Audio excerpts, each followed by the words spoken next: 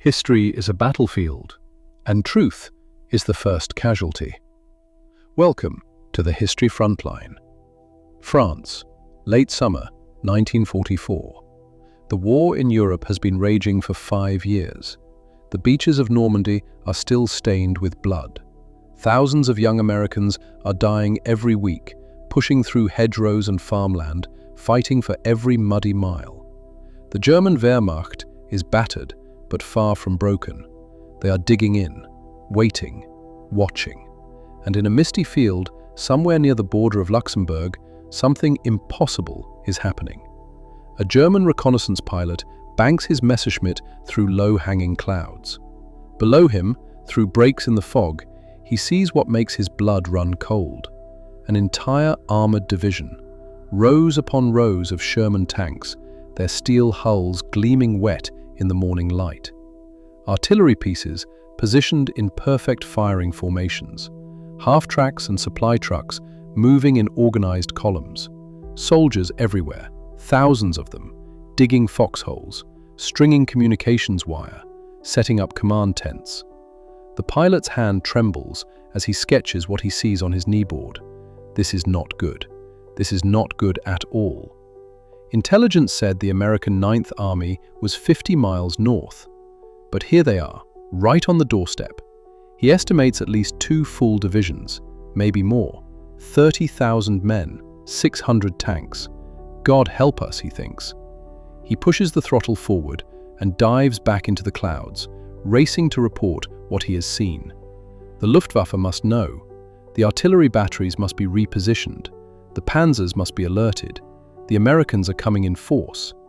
But down on the ground, something strange is happening. The wind picks up. It sweeps across the field with sudden violence, the kind of gust that makes men grab their helmets. And that is when it happens. A Sherman tank lifts off the ground. Not just shifts, not just rocks on its suspension. It lifts, like a child's balloon slipping from a hand. It rises 3 feet into the air, twists in the wind, and then crashes back down with a hollow, empty thump. The canvas tears. The painted steel facade crumples. Air hisses out of ruptures in the rubber. Because it is not a tank. It is a balloon. A soldier nearby laughs nervously, then runs to anchor the deflating monster before it tumbles across the field. Around him, other men are moving between the other tanks, checking tie-down ropes, patching tears with glue and canvas patches. They work quickly, efficiently, but there is nothing military about their movements. These are not tankers. These are not even real soldiers, not in the traditional sense. One of them is a fashion designer from New York. Another is a fine arts painter from Philadelphia. That man over there, adjusting the camouflage netting used to design window displays for department stores. The corporal with the paint-splattered hands once illustrated children's books. The radio chatter crackling from the command tent is a recording. The same 5 minutes of authentic military communications looped over and over. The supply trucks driving circuits around the perimeter have the same serial numbers. They have been making the same loop for 6 hours, creating the illusion of an endless convoy. Welcome to the Ghost Army. Their official designation is the 23rd Headquarters Special Troops. On paper, they number 1,128 men. In reality, they are the most elaborate con game ever staged in the history of warfare. Their mission is simple and utterly terrifying. They must deceive the German military machine into believing they are a force of 30,000 soldiers. They must draw the enemy's attention. They must pull artillery fire and panzer divisions toward phantom formations while the real American units maneuver into position miles away. They are soldiers who carry paintbrushes instead of rifles. Their weapons are inflatable tanks, recorded sound effects, and fake radio transmissions. They wage war with illusion, misdirection, and theater. And if the Germans discover the truth, if a panzer unit rolls through one of their fake positions, 1,100 men will be slaughtered. They are bait. They are decoys. They are magicians performing in a theater where the penalty for a failed trick is death. But if they succeed, if they can sell the lie well enough, they will save tens of thousands of American lives. Real soldiers in real tanks will advance unopposed, while the Germans waste ammunition and manpower fighting ghosts. The idea sounds insane. It sounds like something from a pulp adventure novel. Rubber armies and stage magic defeating the most powerful military machine on Earth. But here, in the mud of France, in the autumn of 1944, it is happening. This is the story of how artists became warriors, how painters and actors and set designers were recruited not to storm beaches or fly bombers, but to lie with such conviction that the enemy believed them. How creativity became a weapon as powerful as any howitzer. The Ghost Army operated in complete secrecy. They ran more than 20 missions across France, Belgium, Luxembourg, and Germany. They impersonated at least 15 different combat divisions. They tied down entire German regiments, caused the enemy to waste countless shells on empty fields, and created diversions that allowed real Allied forces to punch through defenses that should have been impregnable. And for more than 50 years after the war ended, no one knew they existed. The men who served were sworn to secrecy. They came home and went back to their lives as artists and designers and architects, carrying the weight of what they had done in silence. They could not tell their wives, they could not tell their parents, they could not explain why they sometimes woke up screaming, remembering the sound of German artillery pounding positions where they huddled next to inflatable tanks, praying the shells would not hit close enough to reveal the deception. The files were finally declassified in 1996, more than 5 decades after the war. By then, many of the Ghost Army veterans were already dead. They had lived their entire adult lives unable to speak about what might have been their greatest accomplishment. But now we can tell their story. Now we can walk through the missions, examine the techniques, and understand the sheer audacity of what they attempted. We can meet the men who volunteered for a unit that officially did not exist, who trained for a type of warfare that had never been tried before, who went into battle knowing that their only armor was the strength of their performance. Back in that misty field in France, the soldiers finish repairing the deflated tank. They pump it back up with portable compressors, the rubber expanding and taking shape again, the painted camouflage pattern returning to something that looks convincing from 500 feet up. They adjust the angle so it matches the others in formation. They kick dirt and gravel around the base to create the impression of a heavy vehicle that has been stationary for hours. Then they move to the next fake tank, and the next. There are dozens of them spread across the field, an entire phantom armored battalion that weighs less than the real thing by hundreds of tons. Night is falling. In a few hours, they will turn on the sonic equipment. Massive speakers, mounted on half-tracks, will blast recordings of tank engines, of construction equipment building bridges, of sergeants shouting orders. The sound will carry for 15 miles in every direction. German listening posts will triangulate the positions. German commanders will update their maps. And somewhere in the distance, the real American armor is moving into position. The real 9th Army is preparing for an attack. They will hit the Germans from a direction no one expects, because the Germans are looking the wrong way, distracted by the Ghost Army's performance. This is psychological warfare at its most dangerous and most desperate. This is deception elevated to an art form. This is what happens when a military realizes that sometimes the most powerful weapon is not the one that kills, but the one that makes the enemy see things that are not there. The Ghost Army was never supposed to exist. The idea was too strange, too experimental, too dependent on variables that could not be controlled. But the American High Command was desperate. The casualties were mounting. Every advantage mattered. And the British had already proven in North Africa that deception could work on a grand scale. So they recruited artists. They gave them uniforms and ranks. They taught them just enough about actual military procedure to be convincing. And then they sent them to Europe with trucks full of inflatable equipment and orders to lie so well that the German generals believed them. Over the next 7 parts of this investigation, we are going to walk through every aspect of their operation. We are going to meet the men who served. We are going to examine the equipment and techniques they used. We are going to follow them through specific missions, from their first nervous deployment near Normandy to their final masterpiece at the Rhine River crossing. We are going to explore the ethics of what they did, the toll it took on their mental health, and the legacy they left behind. But first, we need to understand where this idea came from. We need to meet the architects of the Ghost Army. We need to understand the military doctrine of deception and how it evolved from ancient warfare to modern battlefields. Because the Ghost Army did not materialize from nothing. It was built on lessons learned from thousands of years of warfare, on tricks pulled by generals from Hannibal to Napoleon, on the experience of British deception units in the deserts of Egypt.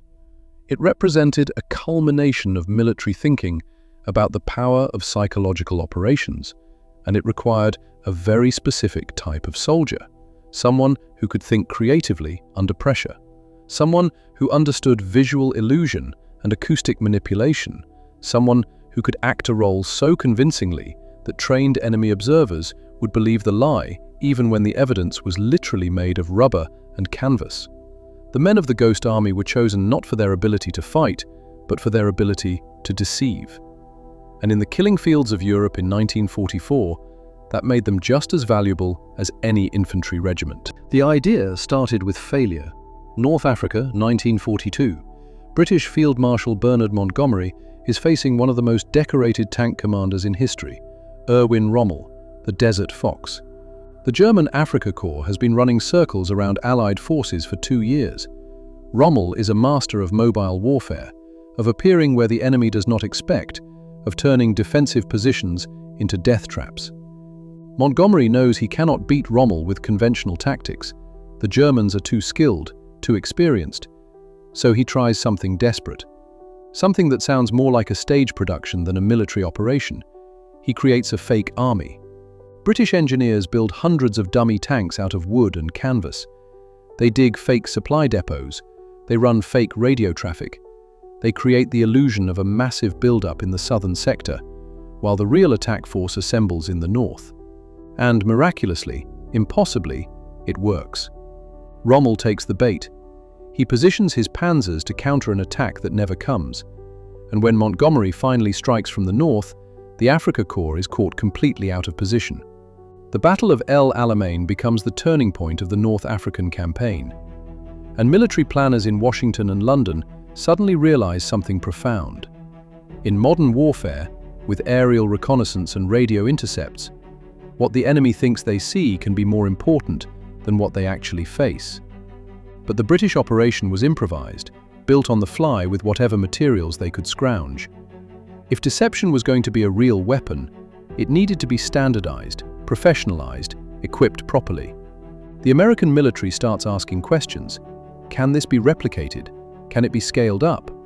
Can we build a dedicated unit whose entire purpose is deception? And more importantly, what kind of soldiers would you even recruit for such a mission? The answer, it turns out, is not soldiers at all, not in the traditional sense. Spring 1943. Recruitment officers fan out across the United States with very unusual orders. They are not looking for men who can shoot straight or march in formation.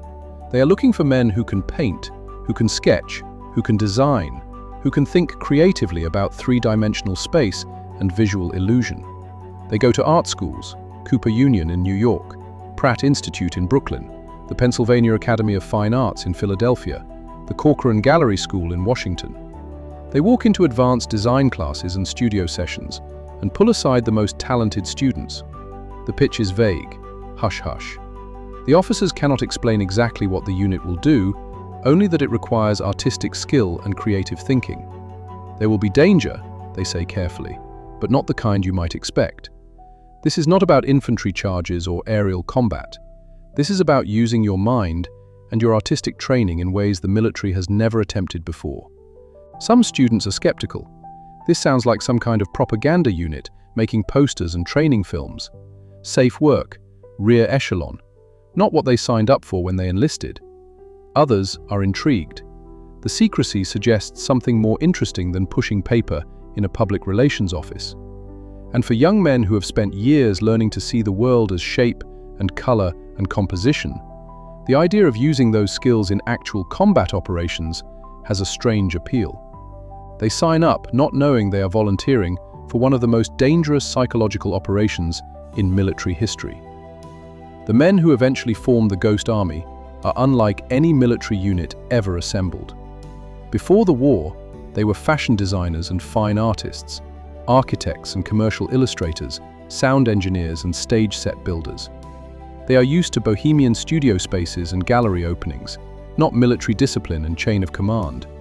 Bill Blass, who will later become one of the most famous fashion designers in the world, serves as a sergeant. His job in civilian life was creating elegant clothing for Manhattan society women. Now he is learning how to inflate rubber tanks and paint camouflage patterns.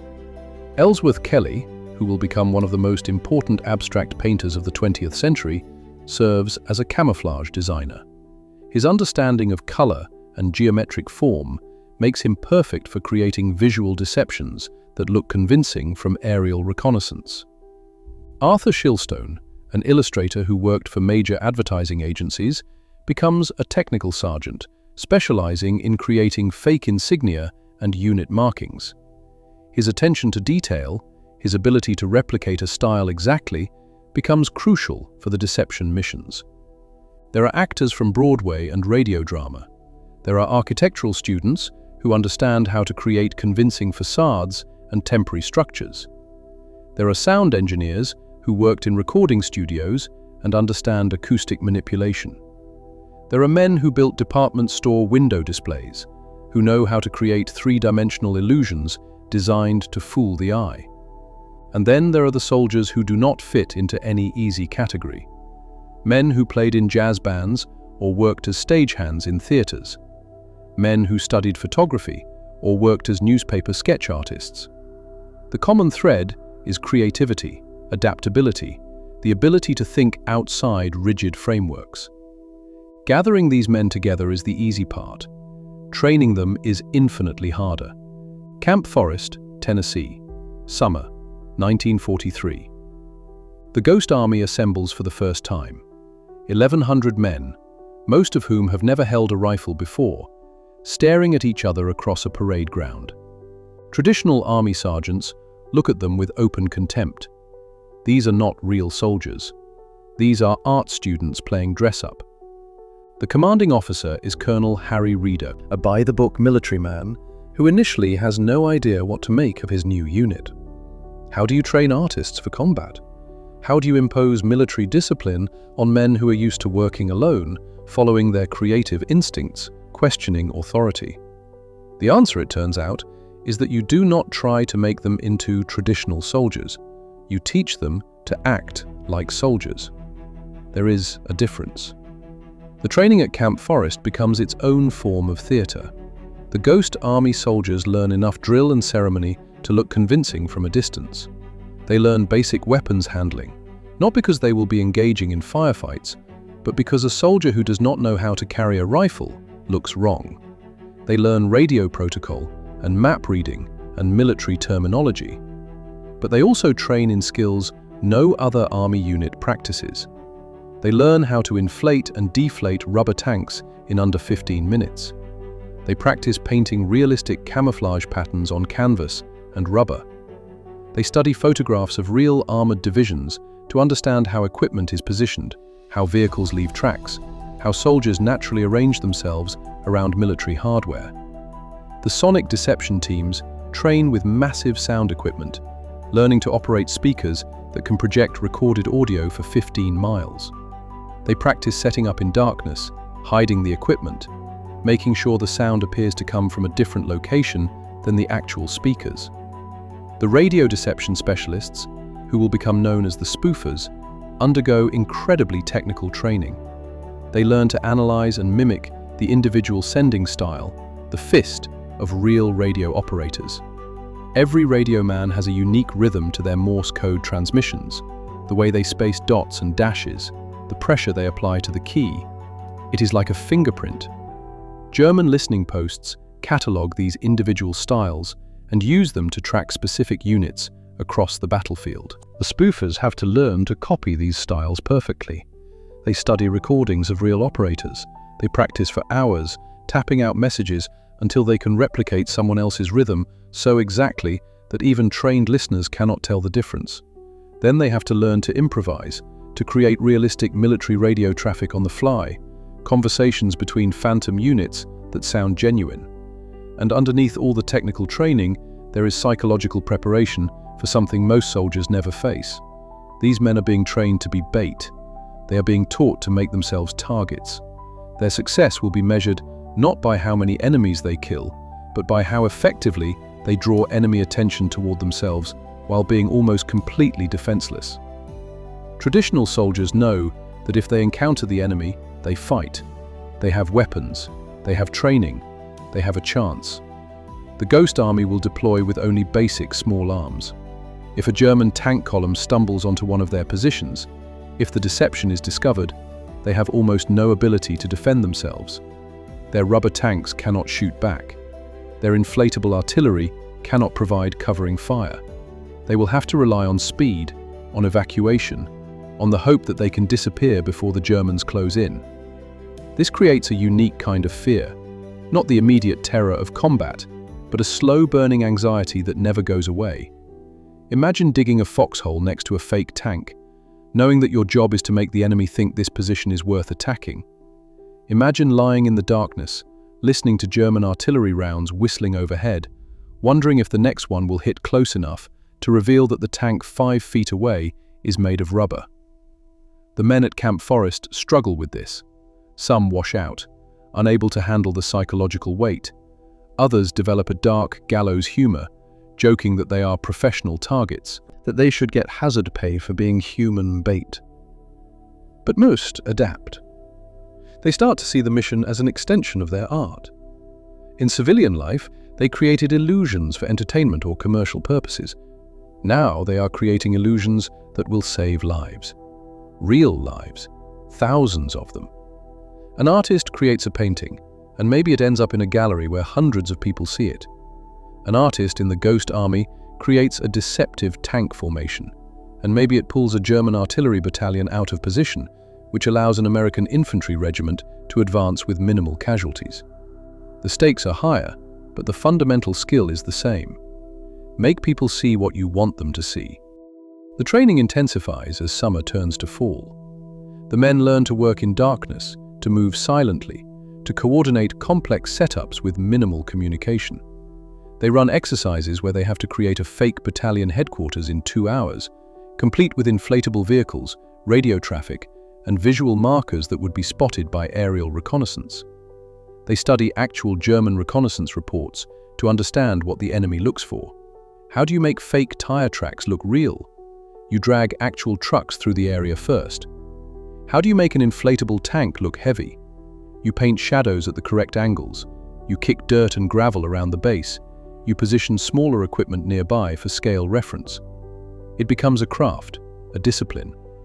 The artistic temperament that traditional army sergeants worried about turns into the unit's greatest strength. These men are perfectionists. They obsess over tiny details that most soldiers would never notice. They argue about paint colors and shadow angles and the exact pitch of engine sounds. And slowly, impossibly, they become good at this. By winter of 1943, the Ghost Army is ready. They have the equipment, they have the training, they have developed techniques and protocols for rapid deployment. What they do not have is any guarantee this will actually work in combat.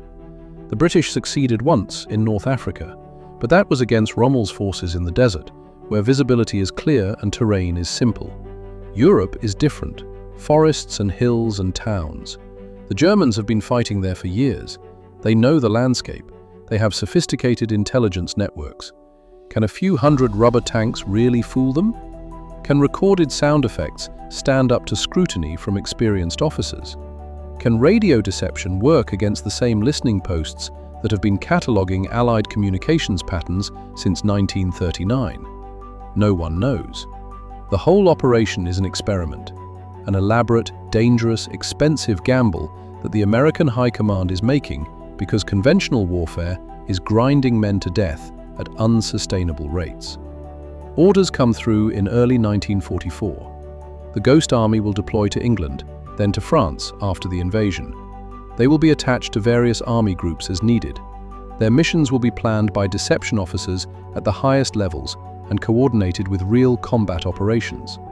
The men pack their equipment, hundreds of inflatable tanks and trucks and artillery pieces, crates of sonic equipment, portable generators and air compressors, paint and canvas and camouflage netting.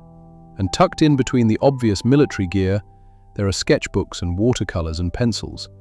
Because these are still artists. Even going to war, they cannot help but document what they see, to capture it on paper, to try to make sense of it through their art. They ship out in March of 1944. Destination, England, for final staging before the invasion of Europe. On the transport ships crossing the Atlantic, the men of the Ghost Army huddle in the dark, seasick and nervous, playing cards and writing letters they cannot send because operational security forbids them from explaining where they are going or what they will do. One sergeant, an architect from Chicago, sits on his bunk and sketches the other men around him. He captures the fear in their faces, the way they grip their equipment, the strange mixture of anticipation and dread. Years later, after the war, that sketchbook will survive. The drawings will show young men trying to prepare themselves for a mission unlike anything in military history. They are artists, they are soldiers, they are magicians about to perform their tricks on the deadliest stage in the world. And the Germans are watching. The equipment arrives at the staging area in England in wooden crates marked with innocuous labels. General supplies, engineering materials, nothing that would attract attention from spies or German intelligence gathering. But when the crates are opened, what emerges looks like something from a surrealist dream. A parallel army made of rubber and canvas and compressed air. The physical manifestation of an elaborate lie. Let us talk about the hardware of deception. The tools these men will use to wage psychological warfare. The inflatable tanks. Picture this. You are an engineer tasked with creating a fake Sherman tank that can fool German reconnaissance from 500 feet up. It needs to look real from the air. It needs to cast the right shadows. It needs to be the correct size and shape. But it also needs to weigh less than 100 pounds, so 2 men can carry it. It needs to inflate in under 20 minutes. It needs to be durable enough to survive wind and rain and rough handling. And it needs to be cheap enough that you can produce hundreds of them. The solution is rubber and canvas stretched over an inflatable frame. The outer skin is painted with meticulous attention to detail. Every hatch and viewport, every rivet and weld mark, the shadows under the treads, the wear patterns on the armor. The Ghost Army artists spend hours getting the paint exactly right, mixing colors to match the specific camouflage patterns used by real armored divisions. When deflated, a fake Sherman fits into a duffel bag. When inflated using portable air compressors, it becomes a 40-foot-long monster that looks shockingly convincing. The rubber holds its shape. The painted details create depth and texture. From overhead, through the lens of a reconnaissance camera, it is almost impossible to tell the difference between the fake and the real thing. But the devil is in the details, and the Ghost Army quickly learns that inflating the tanks is only the first step. Real tanks leave tracks, heavy tracks, deep impressions in mud and dirt that show tonnage and movement patterns. A rubber tank just sits on the surface, no weight, no compression. Any experienced observer on the ground would spot the deception immediately. So the Ghost Army develops techniques. Before they inflate the fake tanks, they drive real trucks and half-tracks through the area. They create churned earth and tire marks. They position the inflatables over these tracks, so it looks like the heavy vehicle made them. They kick dirt and gravel around the base. They drag chains through the mud to simulate tread patterns. They learn to think like set designers. What sells the illusion? Shadows. They position the tanks so the sun creates realistic shadow angles. They paint false shadows on the rubber itself for times when the natural light is wrong. They place smaller pieces of equipment nearby, ammunition crates and fuel cans, to provide scale reference. They study how real tank units position themselves, the spacing between vehicles, the way they arrange in defensive or offensive formations. the natural disorder of a military camp. Nothing is perfectly aligned. Everything has the slight chaos of human activity. And they learn to maintain the inflatables under battlefield conditions. Rubber tears, canvas rips, a stray piece of shrapnel from a distant artillery burst can puncture a tank. The Ghost Army carries repair kits with patches and glue. They work at night, by flashlight, mending holes and touching up paint, making sure the illusion holds until morning, when German reconnaissance planes return.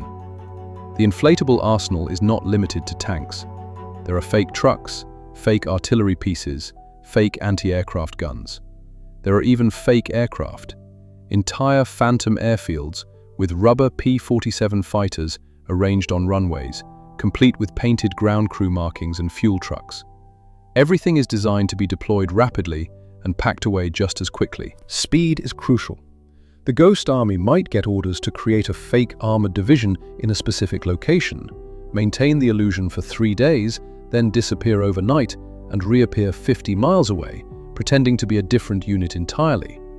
But visual deception alone is not enough. The Germans are not stupid. They know to verify what they see with other intelligence sources. Radio intercepts, acoustic surveillance, human intelligence from spies and collaborators, which is where the sonic deception team comes in. The 3132 Signal Service Company Special. Their equipment is some of the most unusual in the entire United States Army. Massive speakers, custom-built, industrial-grade sound projection systems mounted on half-tracks. Each speaker weighs hundreds of pounds and requires its own generator. They look like something from a science fiction movie. Giant horns and amplifiers, powerful enough to project sound clearly for 15 miles in every direction. The recordings they play are masterpieces of audio engineering. Before deploying to Europe, the sonic team spends months at Fort Knox, Kentucky, recording actual military operations. They capture the sound of Sherman tank engines idling, accelerating, moving in convoy. They record the specific noise of tank treads on different surfaces, gravel versus pavement versus mud.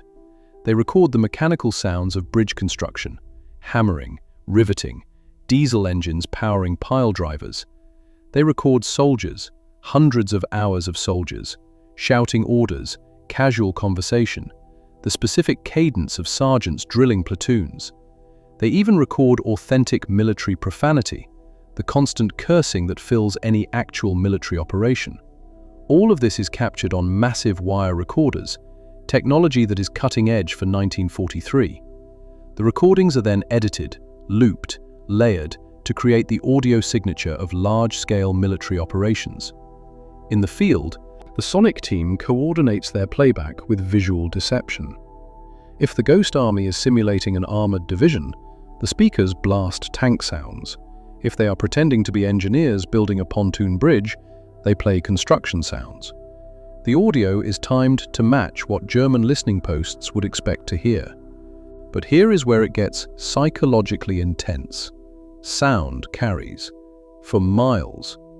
When you broadcast the recorded noise of 200 tanks for hours at night, you are announcing your position to every German artillery battery within range.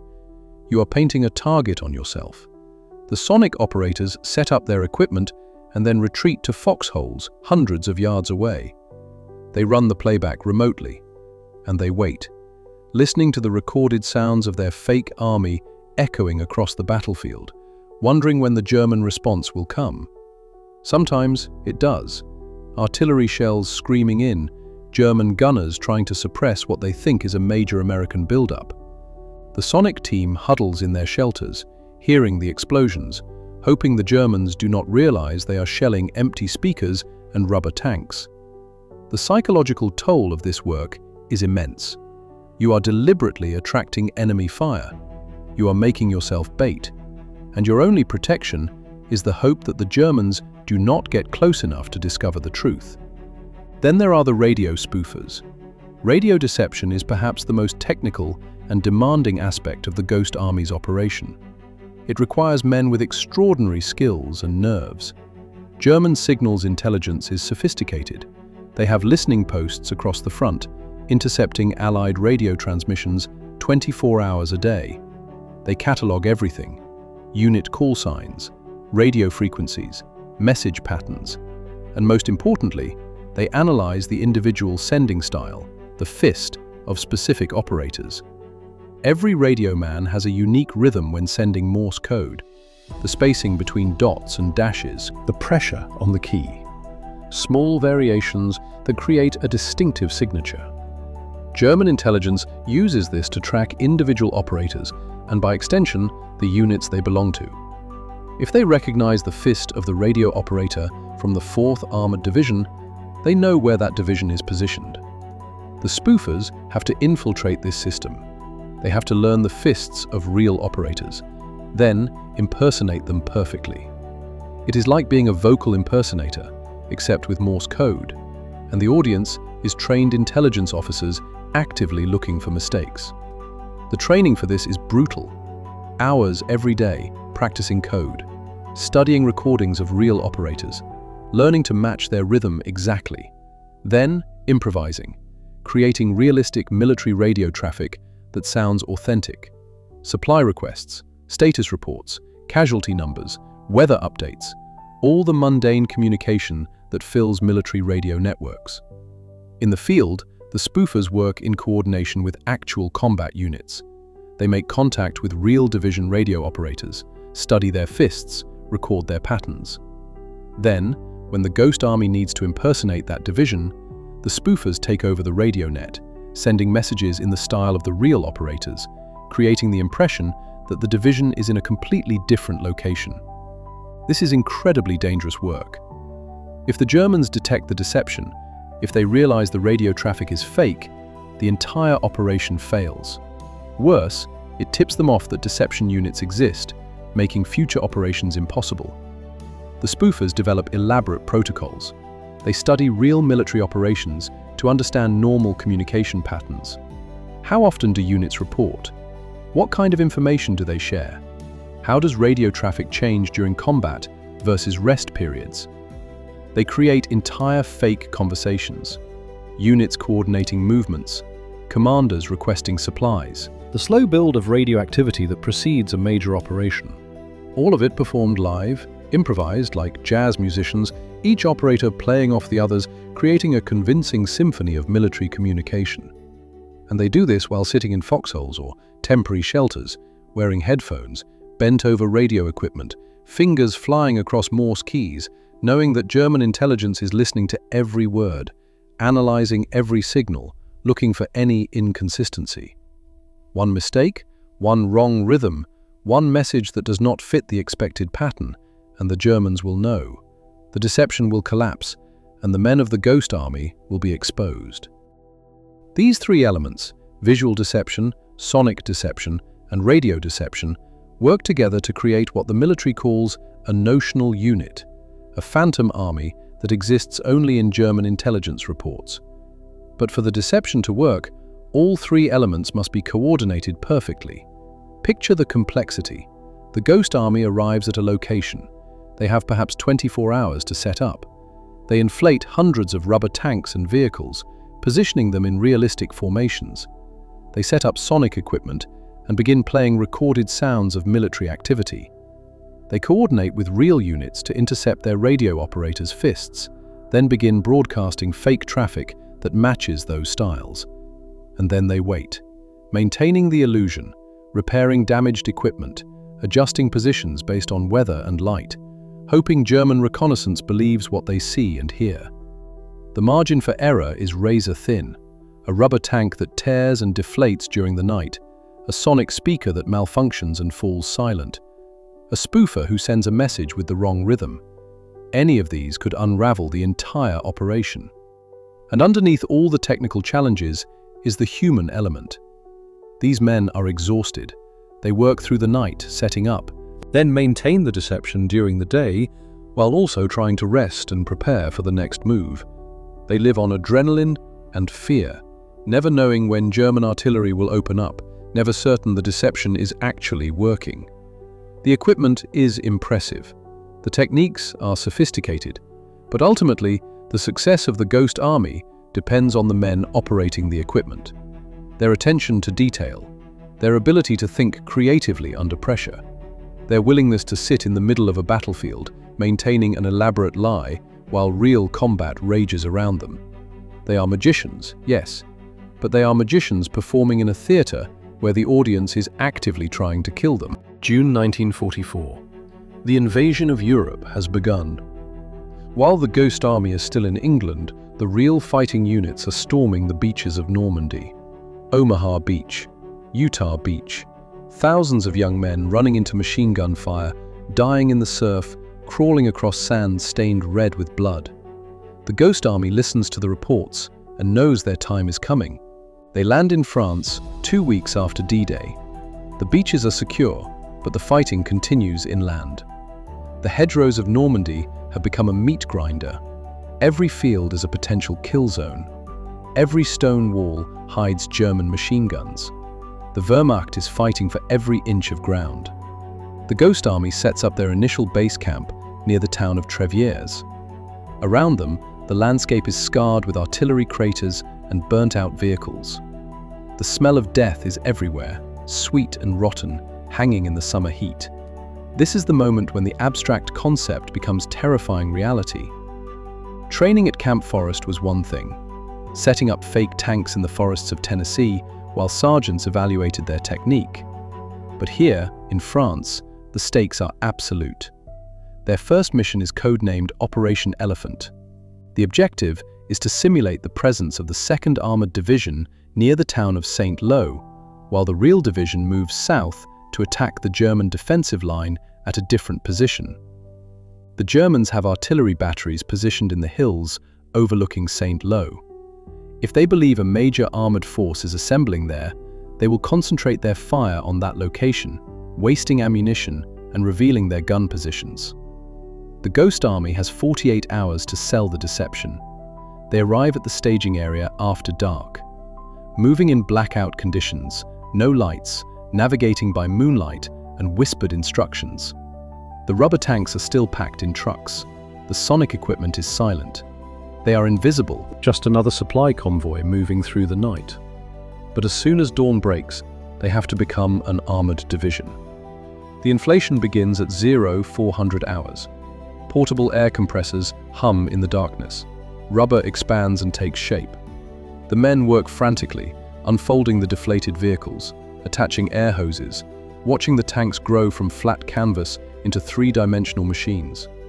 Every few minutes, someone checks the eastern horizon. How much time before sunrise? How much time before German observation posts can see them? The tanks are positioned in staggered lines, the way real armor would deploy for a daytime rest position. Camouflage netting goes up.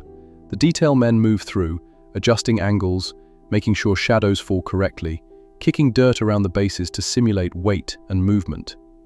By 0530, the sun is rising. And in the growing light, there is an American armored battalion.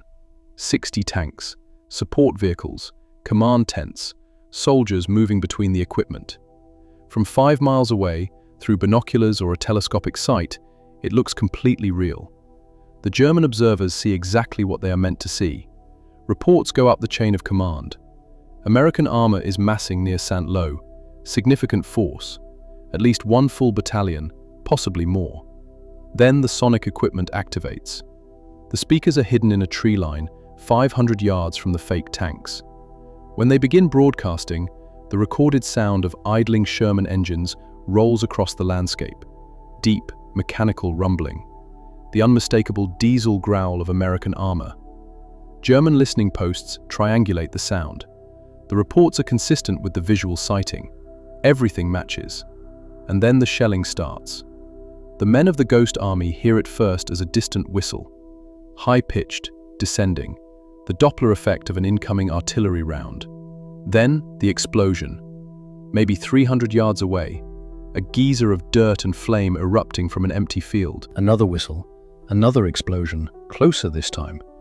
The Germans are ranging their guns, walking their fire toward the target, adjusting elevation and trajectory with each shot, trying to bracket the American position. The Ghost Army soldiers scramble for cover. They have dug shallow foxholes around the perimeter of the fake battalion, but the holes are hasty, improvised, barely deep enough. This is not a prepared defensive position. This is a stage set. And now, the audience is shooting back. The artillery barrage intensifies, shells scream overhead, the ground shakes with each impact, shrapnel hisses through the air, clods of dirt and stone rain down on the men huddled in their inadequate holes. This is what they trained for. This is what they were told to expect. But training and reality are separated by an ocean of terror. Hearing about artillery fire is nothing like experiencing it. The visceral punch of each explosion, the way the pressure wave hits your chest, the horrible randomness of it, knowing that any second, a shell could land directly in your foxhole, and you would simply cease to exist. A rubber tank takes a direct hit. The explosion tears it apart. Shredded canvas and torn rubber scatter across the field. But from a distance, through the smoke and chaos, it might look like a destroyed Sherman. The Germans keep firing. The bombardment lasts for 90 minutes, an eternity when you are trying to make yourself small enough to hide inside the earth. When it finally stops, the ghost army emerges, shaking, covered in dirt, ears ringing. Several men are wounded by shrapnel, nothing life-threatening, but enough to draw blood, enough to make the danger real. They assess the damage. 3 inflatable tanks destroyed, 1 sonic speaker damaged by near miss, multiple tears and punctures in other equipment. But the position still looks intact, still looks like an armored battalion that took some fire but survived, and that means the mission is working. The Germans shelled an empty field. They wasted ammunition on targets that did not exist. Their artillery batteries revealed their positions, which real American counter-battery units are now marking for future strikes. And most importantly, they believe the 2nd Armored Division is exactly where the Ghost Army wants them to believe. Meanwhile, 15 miles south, the real 2nd Armored Division is moving into attack position unopposed. The Germans have no idea they are coming. All their attention is focused on Saint-Lô, on the phantom force that drew their fire. But for the men of the Ghost Army, this first mission is a brutal initiation. They came to France as artists playing soldier. They have just survived their first artillery barrage. They have felt what it is like to be targeted, to be bait, to huddle in a hole, knowing that the enemy is actively trying to kill you, and they have to do it again and again. For every mission, for the next 11 months, they will be deliberately drawing enemy attention while having almost no ability to defend themselves. The psychological weight is crushing. Traditional soldiers know that when they face danger, they fight back. They have rifles and machine guns and bazookas. They are trained to close with the enemy and destroy them. The Ghost Army has to sit still and take it. They have to maintain their positions even under fire because running would reveal the deception. Their job is to be targets, to absorb attention and resources and violence while the real combat units maneuver safely. That first night, after the shelling stops, some of the men sit in small groups, chain-smoking cigarettes, hands still trembling. One of them, a painter from Philadelphia, sketches the scene from memory, the explosions, the torn rubber tanks, the faces of his friends when they thought they were going to die. He will do hundreds of these sketches over the course of the war. Combat art, created by an artist who never fires a shot but experiences battle from a uniquely terrifying perspective. Operation Elephant continues for another 2 days. The Ghost Army maintains the illusion of an armored battalion. They repair damaged equipment, they adjust positions, they keep the sonic speakers running and the radio traffic flowing. German reconnaissance planes make multiple passes. Each time, the Ghost Army sees them circling overhead, taking photographs, and knows that those photographs will be analyzed by intelligence officers looking for any inconsistency, any sign that something is wrong. But the deception holds. On the 3rd day, they get orders to pack up and move. The real 2nd Armored Division has completed its attack. Saint-Lô is falling. The Ghost Army's mission is complete. They deflate the tanks in darkness, fold them back into duffel bags, load the equipment into trucks. By dawn, they are gone. The field is empty except for shell craters and debris. The phantom armored battalion has vanished. And somewhere in German headquarters, intelligence officers are updating their maps, trying to figure out where the American 2nd Armored Division moved to. They have no idea that division was never at Sanlo in the first place. This becomes the pattern for the Ghost Army's operations. Deploy rapidly, create a convincing deception, maintain it under fire, then disappear and do it again somewhere else. Over the summer and fall of 1944, they run mission after mission. They impersonate different divisions. They create phantom build-ups to distract from real attacks. They simulate retreats to make the Germans think American forces are weaker than they are. Each mission brings its own challenges and terror. Artillery barrages become routine, which is somehow worse than the first time. You never get used to it. You just develop a numb acceptance that this is what the job requires. They operate in rain and mud. They work through exhaustion. They develop a dark camaraderie, the bond of men who face death together in the strangest way possible. And they start to see results. After action reports from real combat units mention encountering reduced resistance. Intelligence briefings note that German units were positioned in the wrong locations. Slowly, the evidence accumulates that the deceptions are working. But the Ghost Army itself rarely gets confirmation. They complete a mission, pack up, move to the next location. They do not get to see the battle plans. They do not know how many lives their deceptions save. They just keep performing, keep maintaining the illusion, keep being bait. The toll on their mental health is severe. Traditional combat veterans struggle with PTSD from direct engagement with the enemy. The Ghost Army develops its own unique trauma, the stress of passive vulnerability, of being unable to fight back, of maintaining composure while actively attracting violence. Some men break. They freeze during setup, unable to function. They are quietly transferred out of the unit. No one judges them. Everyone understands. The psychological pressure is immense, but most hold together. They find ways to cope.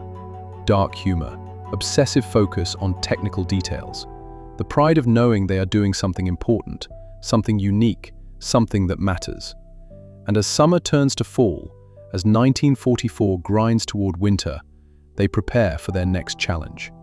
The German army is about to launch its last, desperate offensive, and the Ghost Army will find itself not just creating deceptions, but holding an actual defensive line with nothing but rubber and recorded sound. Inflation and sound are only two tools in the Ghost Army's arsenal. The third tool, the one that requires no equipment at all, is the most dangerous and the most human. It is called special effects, or sometimes atmosphere. It means sending Ghost Army soldiers into enemy-occupied towns and cities, into cafes and bars where German spies are known to operate, where every conversation might be monitored, where one mistake could blow not just a single operation, but the entire unit's cover. They become actors, method actors, living their roles 24 hours a day while deep behind what might as well be enemy lines. Let me explain how this works. The visual and sonic deceptions create the impression of a large military presence from a distance. German reconnaissance sees the tanks. German listening posts hear the sounds. German signals intelligence intercepts the radio traffic. But all of this is remote observation. The Germans also use human intelligence, spies embedded in French towns, collaborators who watch and report, resistance fighters who might be double agents. The occupied territories are full of people gathering information, and the Germans pay well for accurate reports about American troop movements. So the Ghost Army has to sell the deception at street level. The tactic is called reinforcement. If the Ghost Army is impersonating, say, the 75th Infantry Division, they need locals in nearby towns to see soldiers from that division. Real soldiers, walking around, drinking in cafes, talking about their unit. Except they are not real soldiers from the 75th Infantry Division. They are Ghost Army actors wearing counterfeit shoulder patches. The preparation is meticulous. Before each mission, the Ghost Army acquires the correct insignia for whatever unit they are impersonating. Shoulder patches, helmet markings, bumper codes for vehicles. Everything has to be perfect because anyone who actually served in that division would spot a fake immediately. Then they study. They learn the real division's history, where they trained, what battles they fought, the names of key officers, the unit's nickname, and any distinctive traditions. They memorize enough details to have a convincing conversation if questioned, and then they go into town. Picture this. You are a 22-year-old art student from Brooklyn. 6 months ago, you were in a painting studio worrying about your final portfolio. Now you are sitting in a cafe in occupied France, wearing a fake uniform, pretending to be part of a division you have never served with, while somewhere in the room there might be a German informant listening to every word you say. You order wine. You chat with other soldiers, all of them Ghost Army, all of them in character. You talk loudly enough to be overheard, but not so loudly that it seems staged. You complain about the food. You mention that your unit just arrived, and you have no idea how long you will be here. You let slip that there are a lot of tanks moving through the area. All of it carefully scripted to seem spontaneous. All of it designed to reinforce the larger deception. The psychological pressure is immense. Stage actors get to leave the theater. These men stay in character for days at a time. They eat meals as someone else. They interact with French civilians while maintaining their cover story. They even sleep in towns where their fake division is supposedly stationed, knowing that someone is probably watching, reporting, and there is always the possibility of exposure. What if someone in the cafe actually served with the real 75th Division? What if a French civilian asks a question you cannot answer? What if a German patrol decides to inspect your papers more carefully than usual? The Ghost Army develops elaborate protocols for these contingencies. They travel in groups, never alone. If someone asks a question they cannot answer, another soldier jumps in to redirect the conversation. They create elaborate backstories and practice them until they can recite details without hesitation. They also use a technique called the loop, a simple but effective visual deception that works at ground level. Here is how it works. You have 2 trucks, just 2, but you want locals to think there is a massive convoy moving through the area. So you drive the trucks through the center of town in one direction. Then you circle around, change the bumper markings, and drive through again from the same direction. Then you do it again with different markings, and again.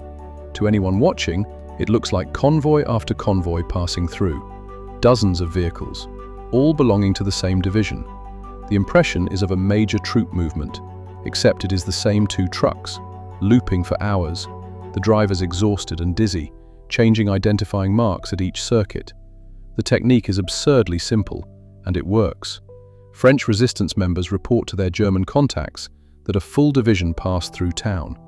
The German intelligence officers correlate this with aerial reconnaissance, showing tanks in fields outside town, and radio intercepts indicating heavy military traffic. Everything aligns. The deception is reinforced from multiple sources, but for the soldiers driving the loop, it is mind-numbing and terrifying. You are exposed, in the open, driving through streets where anyone could be watching, where a German patrol might pull you over, where a malfunction or accident could reveal that this entire convoy is just 2 trucks going in circles. The atmosphere operations require a specific kind of courage, not the courage to charge into gunfire, but the courage to perform under scrutiny, to maintain a lie while looking people in the eye, to stay calm when everything depends on your acting ability. Some of the Ghost Army men are naturals at this. The ones who worked in theater, who are comfortable with improvisation, who can think quickly and talk their way through unexpected situations. They thrive on the adrenaline of performance, the challenge of staying in character. Others struggle. Artists who are introverted, who are used to working alone in studios, find the human interaction excruciating. They can paint a perfect camouflage pattern on a rubber tank, but putting them in a cafe and asking them to lie convincingly to strangers breaks them. The unit learns who is good at what. Some men specialize in visual deception, some in sonic work, some in radio, and some become the atmosphere specialists, the actors who can walk into any situation and sell the deception through sheer force of personality. These specialists develop reputations. There is one sergeant who is legendary for his ability to get drunk in French bars and loudly reveal classified information that is completely fabricated. He plays the role of the careless American GI perfectly, loose-lipped and boastful, accidentally giving away details about troop movements. The information always makes its way back to German intelligence, and it is always designed to reinforce whatever deception the Ghost Army is running. Another soldier becomes known for his interactions with French civilians. He is charming, speaks decent French, and has a talent for casual conversation that seems genuine. He can walk through a market, making small talk, and by the time he leaves, everyone he spoke to has a slightly different story, all of which add up to the impression that a major American force is in the area. But the atmosphere operations also expose the Ghost Army to unique dangers. German counterintelligence is sophisticated. They know the Americans use deception. They train their agents to look for inconsistencies. A soldier who does not know basic details about his supposed unit, a uniform that is slightly wrong. Any small mistake can raise suspicions. And if a Ghost Army soldier is captured during an atmosphere operation, the consequences are unclear.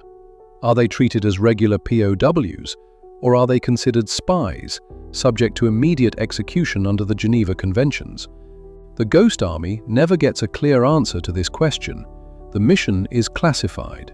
The legal status of deception units operating in enemy territory is ambiguous at best. The soldiers are told to avoid capture at all costs, which is not reassuring.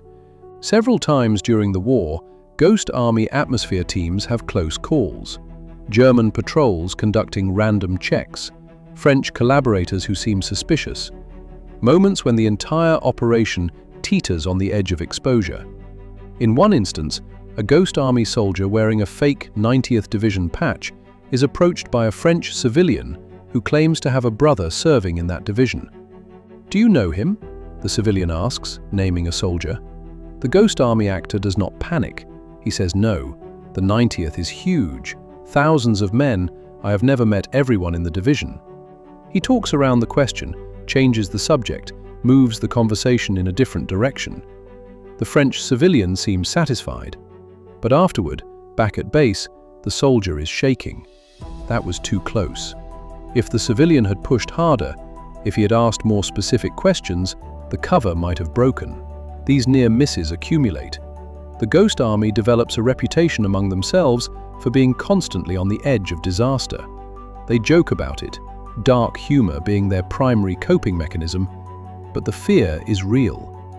The atmosphere operations also blur the moral lines in ways that traditional combat does not.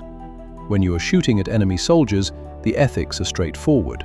War is war. But when you are lying to French civilians, many of whom are just trying to survive under occupation, when you are deceiving people who might be risking their lives to gather intelligence they think is helping the Allied cause, the moral clarity gets murkier. The Ghost Army soldiers rationalize it. The deceptions save lives.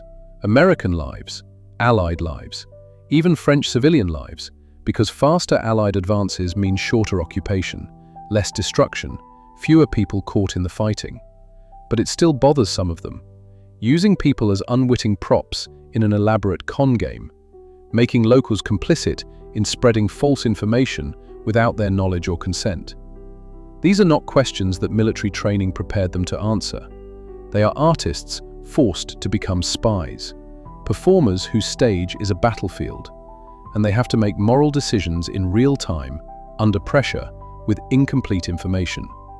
The atmosphere operations continue throughout the fall of 1944. The Ghost Army runs multiple missions, each requiring different personas, different divisions to impersonate, different stories to tell. They become expert at improvisation, at reading situations, at knowing when to push the deception and when to pull back. They develop an instinct for danger, a sixth sense for when someone is suspicious, or when it is time to disappear. And gradually, reluctantly, they become what the mission requires. Not just artists, not just soldiers, but something hybrid, something new.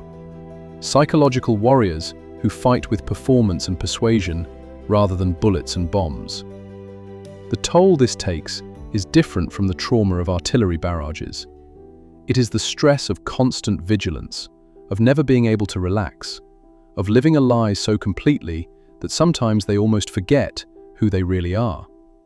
Some men keep journals, private writings where they can be honest, where they can process what they are experiencing. Others paint and sketch obsessively in their rare downtime, visual art becoming an outlet for emotions they cannot express any other way. And they watch the war grind forward. The Allies are pushing east, town by town, field by field. The Germans are falling back, but fighting desperately for every position. The casualties are mounting on both sides. The Ghost Army knows they are contributing to Allied success. Intelligence reports occasionally filter down, confirming that their deceptions fooled the enemy, that real units advanced with reduced casualties because the Germans were looking the wrong way. But they also know they are disposable. If a deception fails spectacularly, if the Germans realize what is happening and decide to overrun a Ghost Army position, no one is coming to rescue them. They are too small, too lightly armed, too far from the main combat units. They are expendable in service of the larger strategy. And they accept this because they believe in the mission, because they signed up knowing the risks, because they are convinced that what they are doing matters. As 1944 moves toward winter, as the weather turns cold and the fighting intensifies, the Ghost Army prepares for what will be their most dangerous mission yet. The Germans are planning one last massive offensive, a desperate gamble to split the Allied lines and turn the tide of the war. And when it comes, the Ghost Army will find itself not creating a deception to support an attack, but holding a defensive position with nothing but inflatable tanks and recorded sounds. Winter descends on Europe like a curse. The coldest winter in decades. Snow and ice and temperatures that drop to 10 below zero. Soldiers on both sides suffer from frostbite. Equipment freezes. The ground becomes iron hard, impossible to dig. December 1944. The Ghost Army is stationed in Luxembourg, running what should be routine deception operations. They have been at war for 6 months. They have completed more than a dozen missions. They are exhausted, running on fumes, counting days until they might get pulled back for rest. And then the Germans attack. December 16th, 05:30 hours. The entire German front in the Ardennes explodes with artillery fire. Operation Wacht am Rhein, the Watch on the Rhine. Hitler's last desperate gamble to push the Allies back to the sea and force a negotiated peace. 250,000 German soldiers, nearly 1,500 tanks and assault guns. They punch through undermanned American defensive positions. Within hours, they create a massive bulge in the Allied line. Entire American regiments are surrounded and cut off. Communication lines break down. Chaos spreads through the command structure. The Ghost Army gets emergency orders. A gap has opened in the Luxembourg sector. Real combat units are racing to plug the hole, but they will not arrive for at least 18 hours. Someone needs to hold that position. Someone needs to make the Germans think there is a major defensive force blocking their advance. The Ghost Army is the only unit available. This is different from every previous mission. Before, they created deceptions to support offensive operations, or to misdirect enemy attention away from real movements. Now, they are being asked to defend an actual position. Not to pretend to be somewhere, but to actually hold ground against a German advance, with nothing but fake equipment and sheer bluff. They move into position in the middle of the night. Temperatures are below freezing. The trucks slip on icy roads. Men huddle in the back, teeth chattering, trying to stay warm. They can hear artillery in the distance, a constant rumbling thunder that never stops. The position is a series of low hills overlooking a crossroads. If the Germans take this junction, they can push supplies and reinforcements through. It is strategically vital, and it is currently defended by 1,100 men with inflatable tanks. The inflation begins at 0300 hours, but this time everything is harder. The rubber is stiff from the cold. The air compressors struggle in the freezing temperatures. The men work with numb fingers, trying to unfold canvas that has frozen into rigid shapes. They get the tanks positioned, 60 of them, arranged in defensive formations along the hillside. But in the darkness, in the snow, the deception looks thin. The shadows are wrong. The equipment does not sit right on the frozen ground. One of the sergeants, a set designer from Broadway, makes a call. They cannot rely on visual deception alone, not in these conditions, not when German forces might assault the position directly. So they try something they have never attempted before. They create defensive fortifications around the fake tanks. Real fortifications. They dig firing positions into the frozen earth using picks and explosives. They string barbed wire. They position their few real weapons, machine guns and mortars, to create actual defensive fire lanes. The message they are trying to send shifts. Before, they wanted the Germans to see a force and decide to go around it. Now, they want the Germans to see a force and hesitate long enough for real reinforcements to arrive. It is a gamble. If German armor rolls through, if the deception is called, the Ghost Army will be annihilated. They do not have the firepower to stop panzers. They do not have anti-tank guns or artillery support. They are paper-thin, holding a position through psychological warfare alone. Dawn breaks, grey and cold and miserable. The Ghost Army soldiers are in position, fake tanks above them on the hillside, real foxholes dug around the perimeter, sonic equipment ready to broadcast the sounds of a massive armored defense. And then they wait. The Germans are advancing from multiple directions. The Ghost Army listens to radio reports. American units are retreating under pressure.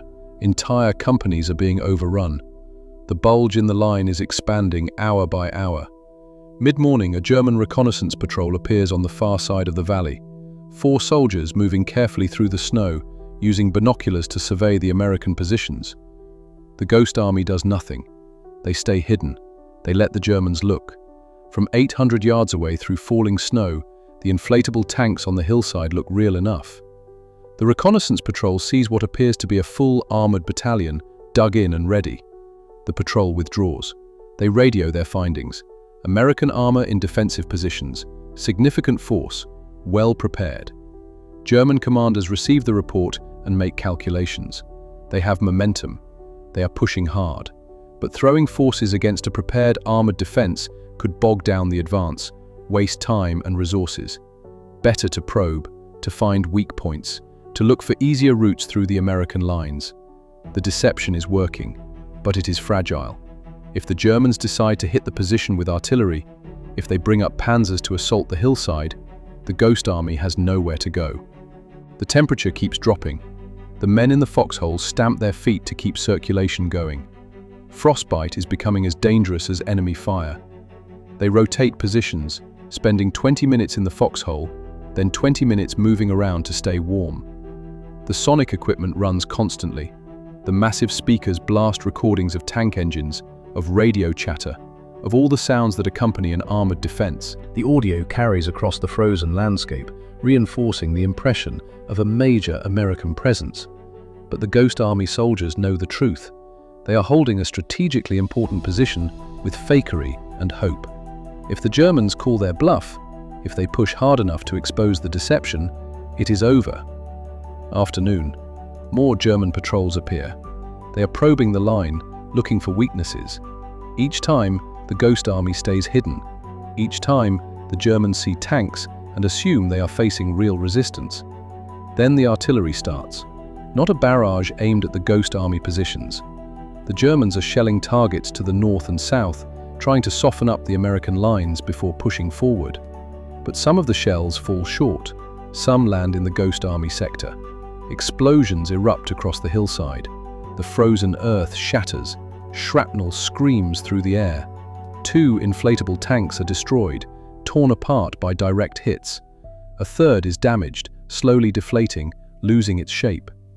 The Ghost Army soldiers hunker down. This is what they trained for. Surviving artillery.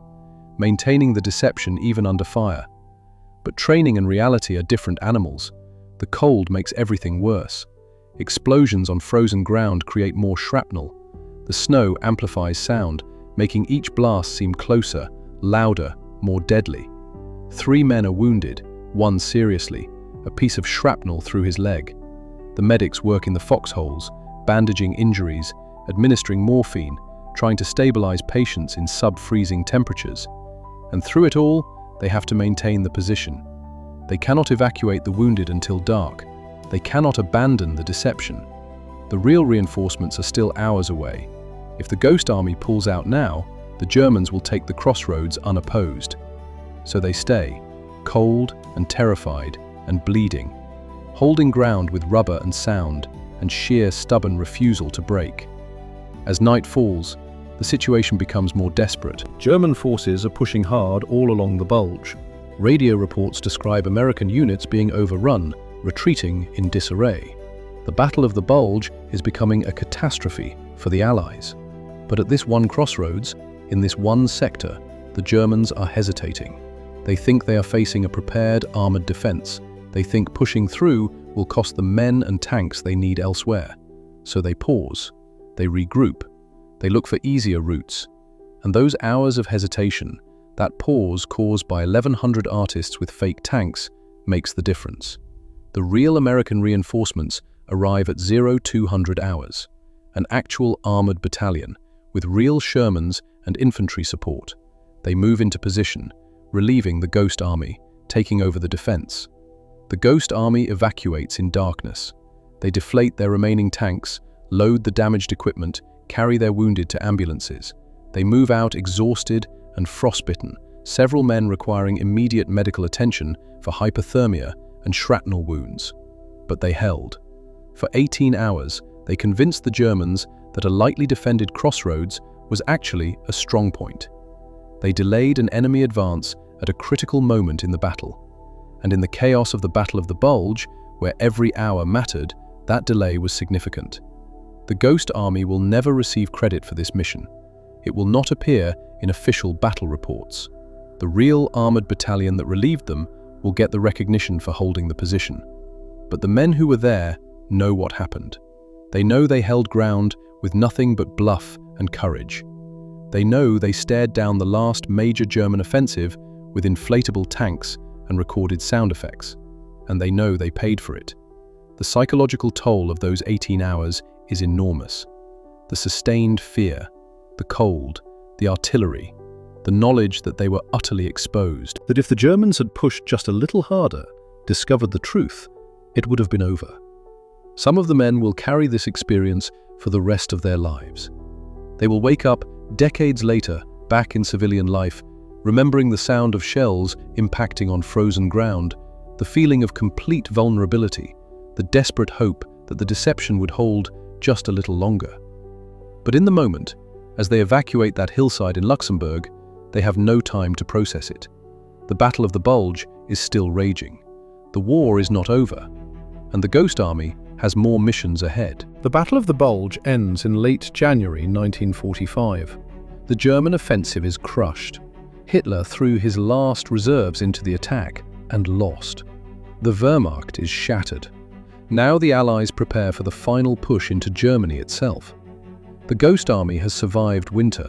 They are battered, exhausted, running on determination and whatever adrenaline they can still manufacture. But they are still operational. And the Allied command has one more mission for them, the most ambitious deception they have yet attempted: the Rhine River, the last great natural barrier protecting the German heartland. For centuries, the Rhine has been a defensive line, a moat protecting Central Europe from invasion. Now, in March of 1945, the American Ninth Army prepares to cross it. The Germans know the crossing is coming. They have pulled back to the eastern bank and fortified every crossing point. Artillery batteries, machine gun nests, panzer reserves positioned to counterattack wherever the Americans try to cross. The Rhine crossing will be one of the bloodiest operations of the war, unless the Germans are looking the wrong way. The plan is codenamed Operation Viersen. The Ninth Army will cross the Rhine near the town of Rheinberg. But 10 miles south, the Ghost Army will simulate a massive crossing operation near Viersen, complete with 2 entire divisions assembling, engineering units building pontoon bridges, and armored reserves massing for the assault. If the deception works, the Germans will position their artillery and panzers to defend against the fake crossing. The real crossing at Rheinberg will face minimal resistance. If the deception fails, thousands of American soldiers will die storming a prepared defensive position. This is the mission the Ghost Army has been building toward. Everything they have learned, every technique they have developed, every piece of equipment they have refined will be deployed in one comprehensive, coordinated operation. The stakes have never been higher. March 20th. The Ghost Army moves into positions south of Viersen. They have 72 hours to create the most convincing deception of the war. The visual deception alone is staggering.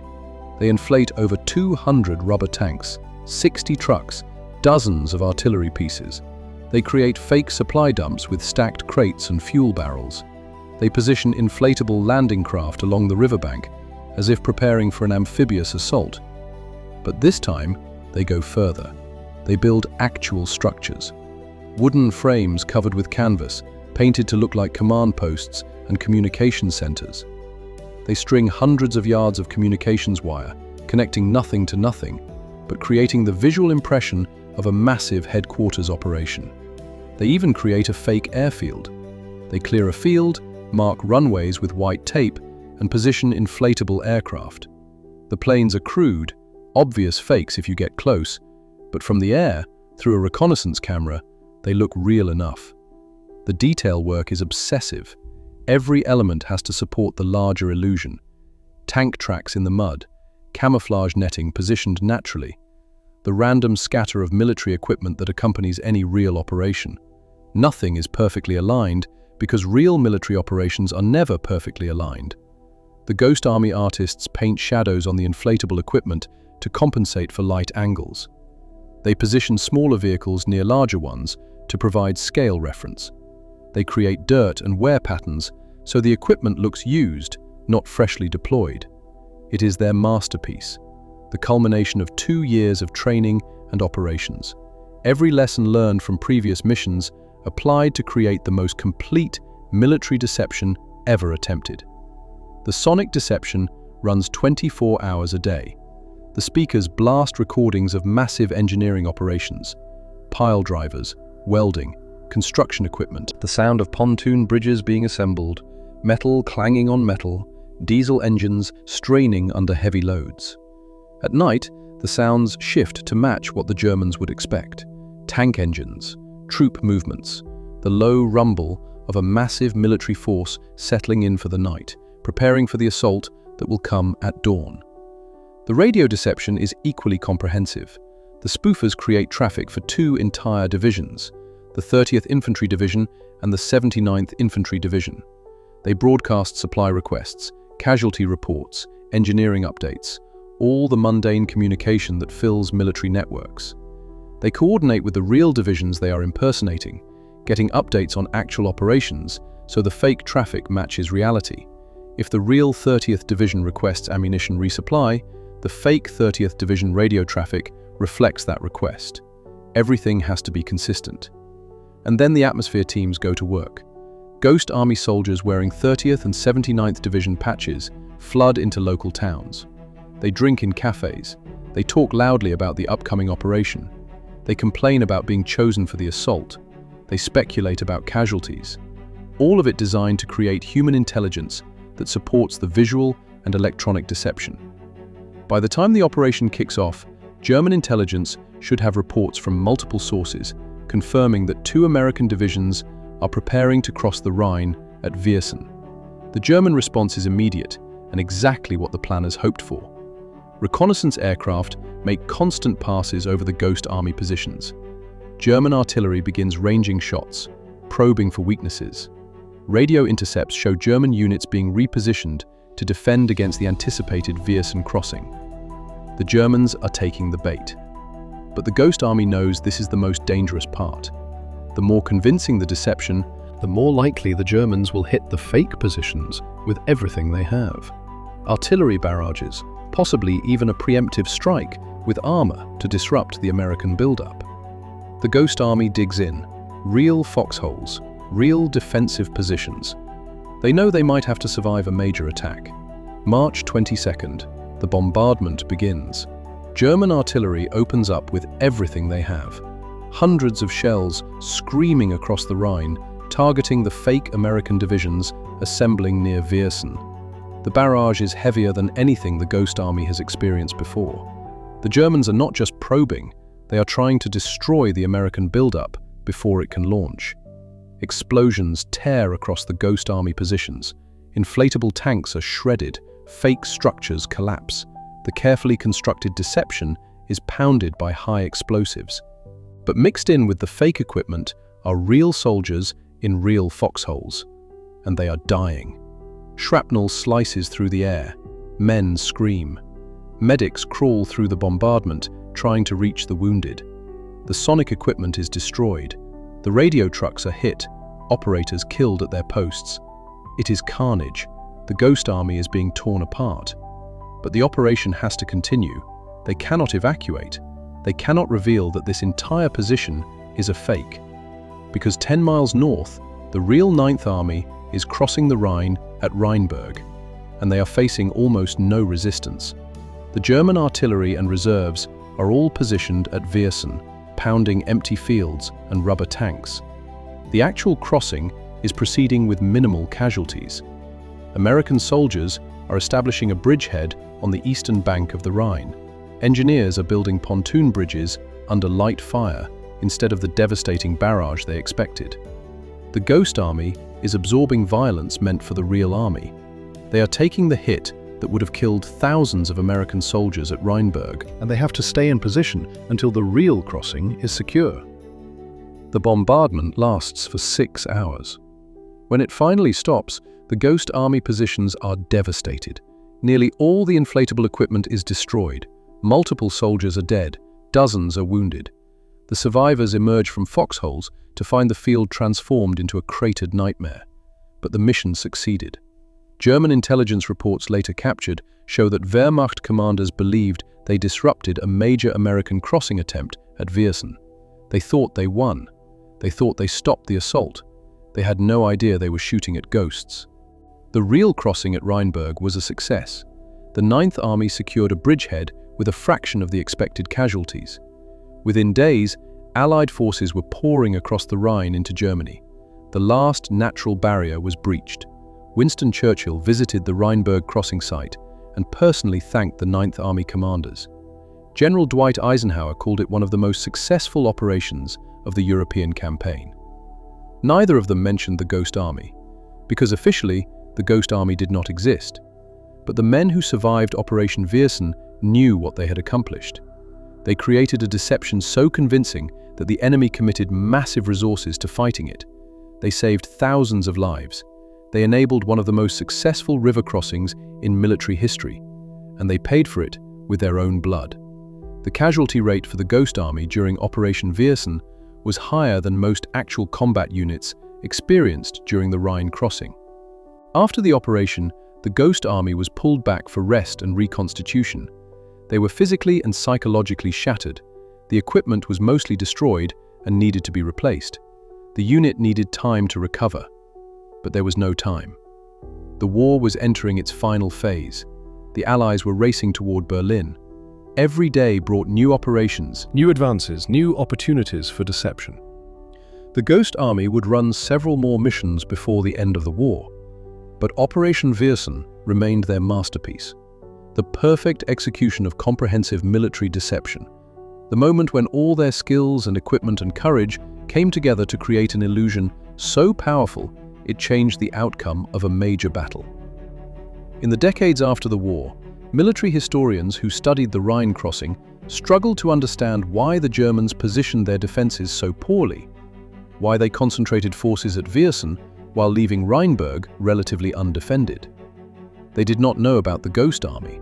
The files were still classified. The veterans were still sworn to secrecy. But when the truth finally came out in 1996, when the Ghost Army's operations were declassified, military analysts recognized Operation Viersen as one of the most successful deception operations in history, on par with British deceptions before D-Day, a textbook example of how psychological warfare can achieve strategic objectives. For the men who lived through it, the recognition came too late. Many were already gone. Those who survived to see the declassification were old men, carrying memories they had been forbidden to discuss for 50 years. But they knew.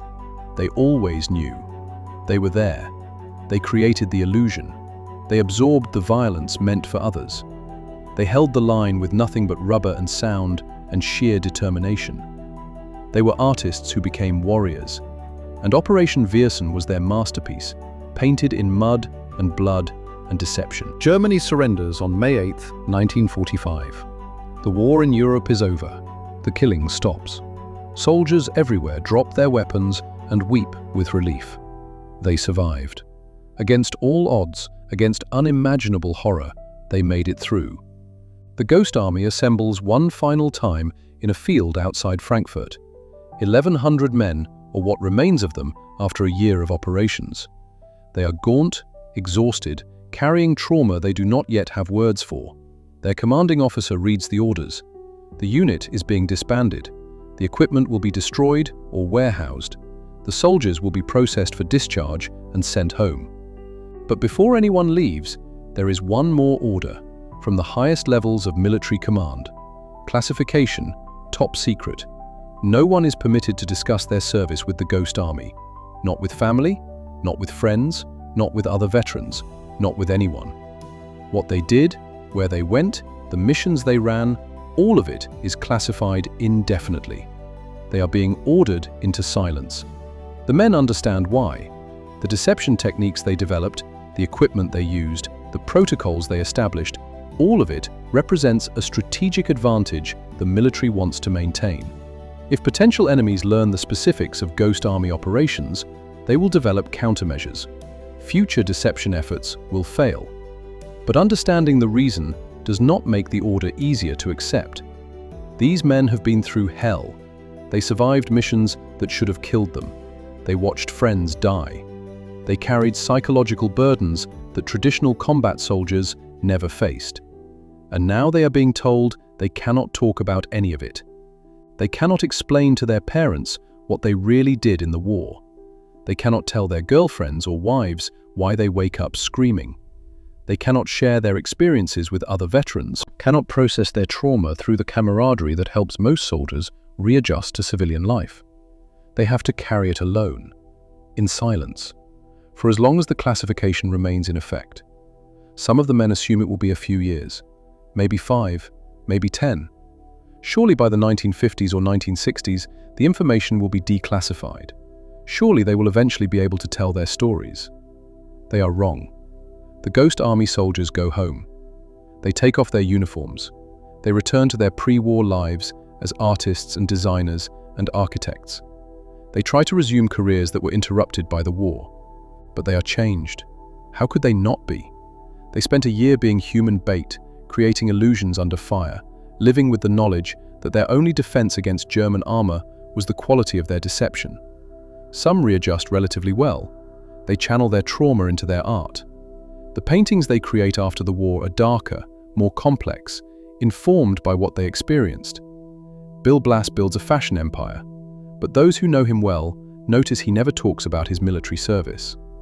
Ellsworth Kelly becomes one of the most important American painters of the 20th century, creating bold, abstract works that explore color and shape with an intensity born from wartime experience. Others struggle. They have nightmares, panic attacks, depression, but they cannot seek help from military psychiatrists because they cannot explain what they did.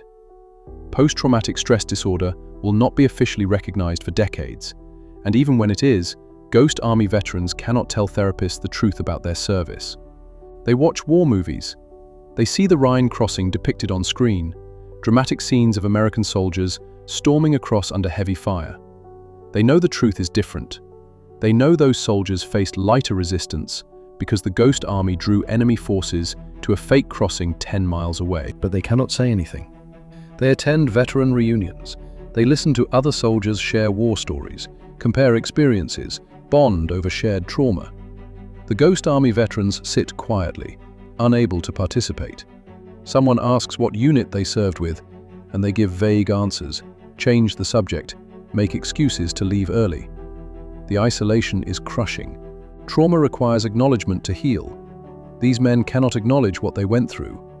They carry it in silence, and the silence makes the weight unbearable. Years pass. Decades. The 1950s become the 1960s, become the 1970s. The Ghost Army files remain classified. Some veterans die without ever being able to tell their stories. They go to their graves carrying secrets, their children never knowing what their fathers really did in the war. Others grow bitter. They watch the military get recognition for operations they know succeeded partly because of Ghost Army deceptions. Battles are analyzed by historians who do not understand why German forces were positioned so poorly, why intelligence reports were so wrong. The Ghost Army veterans know the answers, but they cannot speak. A few try to talk anyway. They are visited by military intelligence officers and reminded of their security clearances, reminded that discussing classified operations is a federal crime, reminded that they could still be prosecuted. So they stop talking. The silence becomes its own form of captivity. They survived the war. They survived German artillery and the constant fear of exposure. But they cannot survive the enforced amnesia, the official erasure of their contribution. Finally, in 1996, 51 years after the war ended, the Ghost Army files are declassified. The remaining veterans are old men now, in their 70s and 80s. More than half the original 1,100 are already dead. Those who survive receive notification that they are now permitted to discuss their service. For some, it is too late. They spent 50 years building walls around those memories, burying them so deep they cannot easily access them anymore. The past is a minefield they have learned not to enter. But others feel a dam break. They can finally talk, finally share, finally explain to their families what they really did. The stories emerge slowly at first. A few articles in military history journals, then a documentary, then books. Researchers interview the surviving veterans, recording their experiences before they are lost forever. The public learns about the Ghost Army for the first time. The reaction is a mixture of fascination and outrage. Fascination at the audacity and creativity of the operation. Outrage that these men were silenced for half a century. Military historians begin analyzing Ghost Army operations with access to the actual records. They estimate the impact. Conservative calculations suggest the deceptions saved between 15,000 and 30,000 American lives. The Rhine crossing alone, Operation Viersen, potentially prevented thousands of casualties. But the recognition comes too late for most. The majority of Ghost Army veterans are already gone. They lived their entire adult lives unable to discuss what might have been their greatest accomplishment. They were denied the acknowledgement that could have helped them process their trauma. In 2013, after years of advocacy, Congress awards the Ghost Army the Congressional Gold Medal, one of the highest civilian honors the United States can bestow. The ceremony is bittersweet. Only a handful of veterans are still alive to receive it. They stand on the stage, old men in their 90s, and accept an honor that most of their friends will never know they earned. One of the veterans, speaking at the ceremony, says something that captures the complexity of the Ghost Army's legacy. "We saved lives by risking ours. We fought a war with art instead of weapons. And for 50 years, no one could know. That silence," he says, "that was the hardest battle." The Ghost Army's story raises profound questions about the nature of warfare, sacrifice, and recognition. They were soldiers who did not fit the traditional definition of combat troops. They rarely fired their weapons. They were not decorated for valor in direct combat. But they were repeatedly sent into danger, ordered to draw enemy fire, made to be targets. Does that make them heroes? Unquestionably. But it is a different kind of heroism than the one usually celebrated. Not the courage to attack, but the courage to be attacked while being unable to defend yourself. Not the strength to fight, but the strength to maintain a deception while under fire. And then the silence. The 50 years of enforced secrecy that prevented them from processing their trauma, from receiving recognition, from explaining to their loved ones why they were changed. Was that necessary? Maybe. Probably. The military's reasons for classification were sound. Deception remains a crucial tool of warfare. Revealing the Ghost Army's techniques too early could have compromised future operations. But necessary does not mean it was not cruel. Those men paid twice. Once on the battlefield, absorbing violence meant for others, and then again after the war, carrying the weight of unacknowledged trauma alone. Their story is also about the intersection of art and war. The Ghost Army proved that creativity can be weaponized, that understanding visual illusion and acoustic manipulation and human psychology can be as valuable as marksmanship and physical courage. Many of the Ghost Army veterans went on to successful careers in art and design. Their wartime experience influenced their work in ways they could not openly discuss. They understood deception, understood how to make people see what you want them to see. That knowledge informed everything they created. Bill Blass designed clothing that transformed how women presented themselves to the world, an illusion of elegance and power. Was that influenced by his Ghost Army service? He never said, but you can see the connection. Ellsworth Kelly created abstract paintings that play with perception, with how color and shape interact to create impressions that shift depending on perspective. Did he learn something about visual deception from painting camouflage on rubber tanks? He never explicitly made that connection, but it is there. The Ghost Army also represents a moment when the American military tried something radical. They recruited artists and gave them military objectives. They trusted that creative thinking could solve tactical problems. It was an experiment, a gamble, a recognition that warfare is not just about firepower, but also about psychology. And it worked, beyond anyone's expectations. The Ghost Army ran over 20 missions. They impersonated more than 15 divisions. They tied down significant German forces. They enabled operations that would have failed or succeeded at much higher cost. The military learned from this. Modern psychological operations, information warfare, the entire discipline of perception management in military contexts, all of it traces back in part to what the Ghost Army proved was possible. But modern psychological operations are sanitized, technological. Drone reconnaissance and electronic warfare, and sophisticated data analysis. There is something almost quaint about the Ghost Army's methods. Rubber tanks, recorded sounds, soldiers play-acting in French cafes. Yet, in their moment, they were cutting edge. They were innovators, pushing the boundaries of what warfare could be. The last Ghost Army veteran died in 2023. His name was John Christman. He was 100 years old. With his death, the Ghost Army passed from living memory into history. But the legacy remains. In military doctrine, in the recognition that creativity is a form of strength, in the understanding that sometimes the most powerful weapon is not the one that destroys, but the one that deceives. The smoke may clear, but the scars remain. The Ghost Army fought a war with illusion and paid the price in silence. They were artists who became warriors. They saved thousands of lives by risking their own. They created masterpieces on battlefields, painted with danger and sculpted with sound. And for 50 years, no one knew their names.